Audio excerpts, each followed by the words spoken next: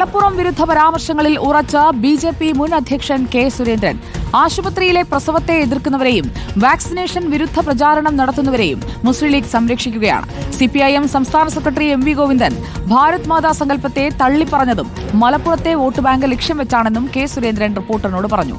Vellappally നടേശന്റെ Malappuram പരാമർശത്തെ BJP. നിലമ്പൂരിൽ ചർച്ചയാക്കുമെന്നും K. Surendran reporter press കോൺഫറൻസിൽ പറഞ്ഞു. ഈ മുനമ്പം വിഷയമൊക്കെ സജീവമായി നേരത്തെ ഉണ്ടായിരുന്നതാണ്. അപ്പം മുനമ്പം വിഷയം ചർച്ചയാകുമ്പോഴാണ് ഒരുപക്ഷെ ഇടയിൽ തന്നെ ബി.ജെ.പി. ക്രൈസ്തവ സമൂഹവുമായി അടുപ്പം ഉണ്ടാക്കാനുള്ള ശ്രമവും സജീവമാണ്. അപ്പോൾ ആ ഒരു വിഷയമടക്കം മുനമ്പമടക്കമുള്ള വിഷയങ്ങൾ ഇവിടെ ചർച്ചയാക്കുമോ നിലമ്പൂരിൽ? അല്ല, എല്ലാ വിഷയങ്ങളും ചർച്ചയാവും. മുനമ്പം ചർച്ചയാവും, മലയോര കർഷകരുടെ വിഷയം ചർച്ചയാവും, LDFിൻ്റെയും UDFിൻ്റെയും പല നിലപാടുകളും ഇവിടെ ചോദ്യം ചെയ്യപ്പെടും. അവർ തമ്മിലുള്ള അഡ്ജസ്റ്റ്മെൻറ്റ് ചോദ്യം ചെയ്യപ്പെടും. വർഗീയ പ്രീണനം ഇപ്പം തന്നെ എന്തൊക്കെയാണ് ഇവിടെ അൾട്ടിമേറ്റ്ലി ഇവരൊക്കെ പറയുന്നത് വേറെ കാര്യങ്ങളാണെങ്കിൽ മലയോര കർഷകരെ ഉള്ളിനുള്ളിൽ അവർ നടത്തിക്കൊണ്ടുപോകുന്നത് ഭയങ്കരമായിട്ടുള്ള വർഗീയ രാഷ്ട്രീയമാണ്. ഇതൊക്കെ ഞങ്ങൾ നന്നായിട്ട് ചർച്ച ചെയ്യും. നിലമ്പൂരിൽ രണ്ട് മുന്നണികളും വർഗീയത പറയുന്നത് എന്താ സംശയമുള്ളത്? വർഗീയതയല്ലേ, പച്ച വർഗീയതയല്ലേ. ഇപ്പം CPI ദേശീയ പതാക ഉയർത്തിയിട്ട് ഭാരത് മാതാക്ക് ജയ് വിളിച്ചു. അതിലേക്ക് ഉള്ളത്ര ഞാൻ അന്ന് ചൂണ്ടിക്കാണിച്ചതാണ്. ഇന്നിപ്പോൾ ഗോവിന്ദൻ പറഞ്ഞിരിക്കുകയാണ് CPIക്ക് എതിരായിട്ട്. എന്താ ഉദ്ദേശം? ആരുടെ വോട്ടിൻ്റെ ഉദ്ദേശം? ഭാരത് മാതാക്ക് ജയ് വിളിക്കുന്നത് അതിനെ എതിർക്കുന്ന ഒരു വിഭാഗം ആൾക്കാർ ഇവിടെ ഉണ്ട്. ദേശീയ പതാക കാണുമ്പോൾ അലർജി ആയിട്ടുള്ള ഒരു കൂട്ടർ ഇവിടെ ഉണ്ട്, തീവ്ര ചിന്താഗതിക്കാരെ. അവരെ ലക്ഷ്യം വെച്ചിട്ടാണ്. ഞാൻ ചോദിക്കട്ടെ, CPI ഘടകകക്ഷി ഇപ്പോൾ എതിർക്കേണ്ടത് ബിനോയ് വിശ്വത്തിനെയാണോ? ബിനോയ് വിശ്വം ഭാരത് മാതാക്ക് ജയ് വിളിച്ചു, ഗോവിന്ദന് സഹിക്കുന്നില്ല. അപ്പോൾ വർഗീയ വോട്ടുകളാണ് എല്ലാവരും ലക്ഷ്യം വയ്ക്കുന്നത്. ഇവിടെ വെള്ളാപ്പള്ളി നടേശൻ ഈ നിലമ്പൂരിന് തൊട്ടടുത്ത് വന്ന ഒരു കാര്യം പറഞ്ഞിരുന്നു. മലപ്പുറം ജില്ല ഒരു പ്രത്യേക രാജ്യം പോലെ പ്രവർത്തിക്കുകയും അവിടെ ഈഴവ സമുദായം വലിയ തോതിൽ വിവേചനം അനുഭവിക്കുകയും ചെയ്തു. പക്ഷേ BJP ഈ തെരഞ്ഞെടുപ്പിൽ പോലും അത്തരമൊരു പ്രചരണമൊന്നും അന്ന് ആ പറഞ്ഞ എന്താ കാരണം? പല വിഷയങ്ങളുണ്ട് ഇവിടെ. ഈ ഒരു ഈഴവരുടെ മാത്രം വിഷയമല്ല. മലപ്പുറം ജില്ലയിൽ വാക്സിനേഷനെതിരായിട്ട് ക്യാമ്പയിൻ നടക്കുന്നു.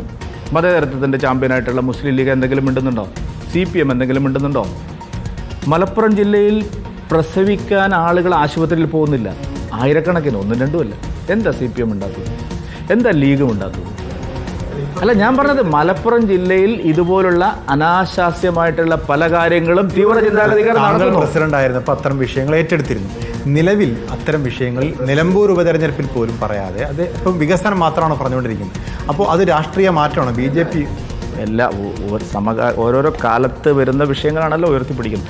അല്ല, പ്രചാരണത്തിൽ ഇതൊക്കെ വരും. ഇപ്പോൾ ഞാൻ പ്രസിഡന്റ് ആയതുകൊണ്ട് പറഞ്ഞൊന്നും അല്ല. അത് ഞങ്ങൾ ആദ്യം മുതലുള്ള ഞങ്ങൾ ഐഡിയോളജിയാണ്. കാരണം മലപ്പുറം ജില്ലയിൽ നടക്കുന്ന തീവ്രവാദ ചിന്താഗതിക്കാർ, താലിബാൻവാദികൾ നടത്തുന്ന പ്രചരണത്തെ ഞങ്ങൾ മാത്രമേ അതൊരു ഡിസ്കഷൻ പോയിന്റ് ആക്കിയിട്ടുള്ളത് ഞങ്ങൾ മാത്രമാണ്. പക്ഷേ ഞങ്ങളിത് പറയുമ്പോൾ നിങ്ങൾ മലപ്പുറത്തെ ആക്ഷേപിക്കുന്നു എന്ന് അവർ പറയുകയാണ്. മലപ്പുറത്തെ ആക്ഷേപിക്കുന്നില്ല. എന്താ പ്രസവിക്കാൻ ആശുപത്രി പോകാത്തത്? എന്താ വാക്സിനേഷൻ എടുക്കാത്തത്? അല്ല, നിലവിൽ ഉച്ചക്കഞ്ഞി എന്താ മുടക്കുന്നത്? ഇതേ ചോദിച്ചിട്ടുള്ളൂ ഞങ്ങൾ. നിലവിൽ അത്തരം ചോദ്യങ്ങൾ ഉയരുന്നില്ല. ഇപ്പം മലപ്പുറം ജില്ലയിൽ നോമ്പ് കാലത്തെക്കുറിച്ചൊക്കെ താങ്കൾ പറഞ്ഞുകൊണ്ടിരുന്നു.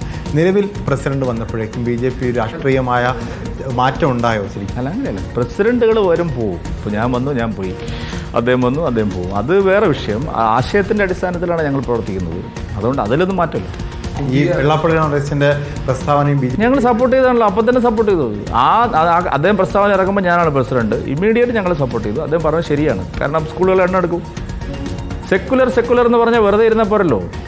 വിദ്യാഭ്യാസ സ്ഥാപനങ്ങളുടെ എണ്ണം എടുക്കൂ, മറ്റ് സ്ഥാപനങ്ങളുടെ എണ്ണം എടുക്കൂ. അർഹമായ പ്രാതിനിധ്യം കിട്ടുന്നില്ല. മൈനോറിറ്റി സ്റ്റാറ്റസ് എല്ലായിടത്തും വേണമെന്ന് പറയുന്നവർ മലപ്പുറത്ത് വേണ്ടെന്ന് എങ്ങനെ പറയുന്നത്? മൈനോറിറ്റി സ്റ്റാറ്റസ് തിരുവനന്തപുരത്ത് വേണമെന്ന് പറയുന്നവർ മലപ്പുറത്ത് കൊടുക്കണ്ടേ? മലപ്പുറത്ത് ഹിന്ദുക്കൾ ന്യൂനപക്ഷമല്ലേ? അവർക്ക് രണ്ട് സ്കൂൾ കൊടുക്കണ്ടേ?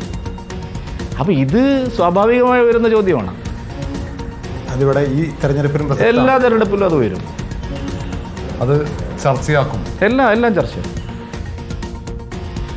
കെ. സുരേന്ദ്രന്റെ പ്രതികരണമാണ് കണ്ടത്. റിപ്പോർട്ടർ പ്രസ് കോൺഫറൻസിൽ